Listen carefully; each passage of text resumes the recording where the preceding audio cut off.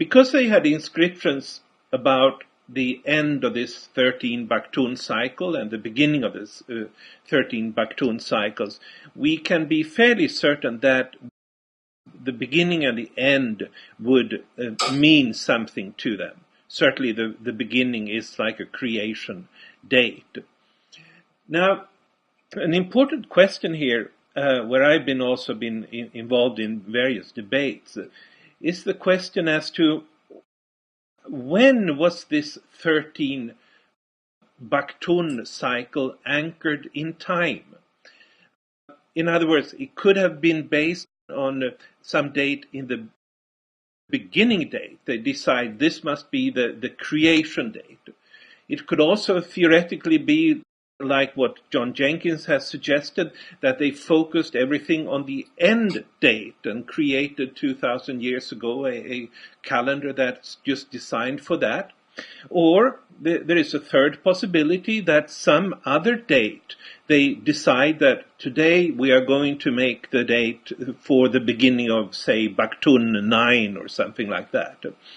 Now, which one here? What do you think is the most likely source of anchoring this 13 Baktun cycle? That's a really tough question. The earliest date that we have in the long count, and keep in mind that the long count calendar is one of 5 or 6 different calendars that the Maya seem to hold important.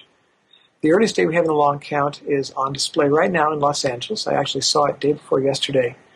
It's from 36 BC, which is a date that begins in the 7th Baktun. It is pretty certain that they didn't invent the calendar back in, the year that they invented was not 13000, which was, 3100 BC. By the same token, the Christian calendar was sort of invented in 500 and something AD by a guy named Dionysius Exiguus. He was counting back to Christ's birth. And the Chinese calendar counts back to 3000 something BC, but it was only invented in the Han times. I think the long count calendar was perhaps fixed on a beginning date rather than an end date. There are some scholars who insist that there was a time, I think, in the 6th cycle, just before the calendar was invented, when the cycles that are associated with the long count calendar were in some sort of synchronization, and that perhaps the Maya scribes focused on that date as the sort of like, we'll set that as our beginning date. The oddest thing about the so-called beginning of the calendar, the beginning of the long count calendar, is that it starts on a day that is not January 1st. I mean, the Christian calendar starts on the 1st of January of the year 0, and it's just the first day of the first month of the first year. The Maya calendar begins on the 4th numerical day, the 20th named day, and the 8th day of the, I think, 9th or 10th month in the Maya calendar. I mean, each of these things is not a beginning. It's 4 Hao 8 Kumku. If it was beginning on the first day of the first month and the first day of the first cycle, it would be 1 Imish, 1 Pulp. And it seems to me very interesting that they chose such an odd beginning date that doesn't synchronize with any of the other cycles. It's also day G9, which is the 9th day of their 9-day cycle, called the Lords of the Night. I don't know what the phase of the moon was, but I'd be willing to bet that it wasn't a new moon and it wasn't a full moon. It seems to have been just a randomly chosen. It was not chosen for any importance in any of the other calendars. If you use one correlation, if you use the GMT plus 2 correlation, which many of my friends believe in it, my teacher Linda Sheely, my mentor Michael Coe, many other scholars, Floyd Lounsbury, believe in the GMT plus 2 correlation. By the way, that's the one that puts 13000 at December 23rd. And that's the one that I was schooled in, and I've since come to sort of lean towards the old GMT, which is 2 days earlier. Several of my colleagues believe in that date, and certainly that date is the one that lines up with the solstice, the December 21st date. And that date is, of course, has been fixed on by most of the 2012ologists and the people that are looking to have the end date be the reason that the calendar was invented. If you go by the GMT, the one that Linda Shealy and Michael Coe favor, then the beginning of the calendar was not on a solstice, but on a zenith passage, August 11th.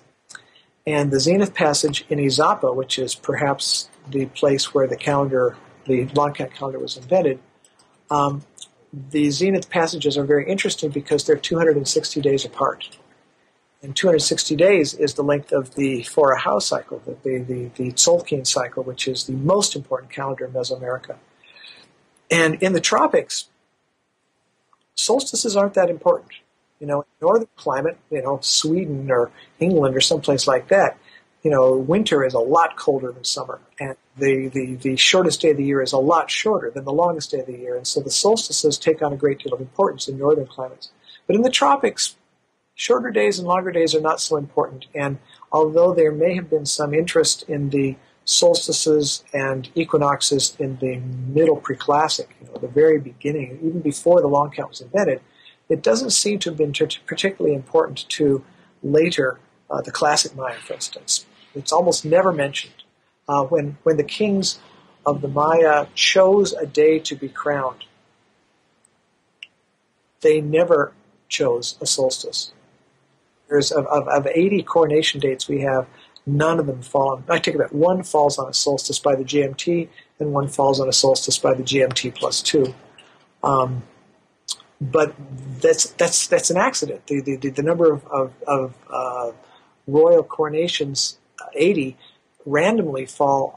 The chance would put you on one of them would fall on a solstice or an equinox. And so they apparently did not feel it was important enough to be crowned on that day. There's no buildings. I take that back. There are some buildings aligned with equinox and solstice sunrises, but they're very, what shall I say? They're a lot fewer than you'd expect if it was important to them. For instance, any building that is built east-west is going to line up with the equinox, sunrise and sunset. And the street that goes by my house was built as an east-west street. And so I can stand out there on March 21st and watch the sunrise at one end, and I can see the sunset in the ocean at the other end, right down that street. And I'm sure that the people that built that street weren't thinking about the solstice or the equinox or, ceremonies being performed in that street, on those days. They built it because that's east and west, and that's sort of like the way that we lay out our cities now. New York is the same way. You stand on 24th Street in New York. On March 21st, you're going to see the sunrise right over the East River, and you're going to see the sunset right over the Hudson River down that channel of tall buildings. But I'm sure the builders of New York weren't planning on the equinox connections. In any case, the zenith passage is a very interesting day in the tropics. In many places, it's the date very close to the beginning and the end of the rainy season, for instance. It's close to the time to plant. And on those days, the sun is directly overhead so that a pillar that is standing straight will cast no shadow. A building with roofs around its, eaves around its walls will completely be in shadow. A human being standing up straight will cast no shadow. These are dates on which many things are correlated to. And this is a good argument for thinking that perhaps the GMT plus 2 might have been originally chosen instead of the GMT. I still have it, what should I say, the evidence is still out on that. I have a couple of reasons for thinking of the GMT as being correct, but they're not very strong. And I've talked to some astronomers who who feel that it might even be GMT plus 3 or GMT plus 1. And so there's some doubt as to the exact correlation between the Christian calendar and the Maya calendar. There's also the correlation of years. The correlation we're using is based on carbon-14 dates, and it's based on a few Spanish documents that give both the Christian date and the Maya date. And the Maya dates are given in a cycle that is, a day is unique only within 52 years. It doesn't give a long count date. The Maya had given up using the long count by the time of the Spanish conquest, and they only use this 52-year cycle again and again and again.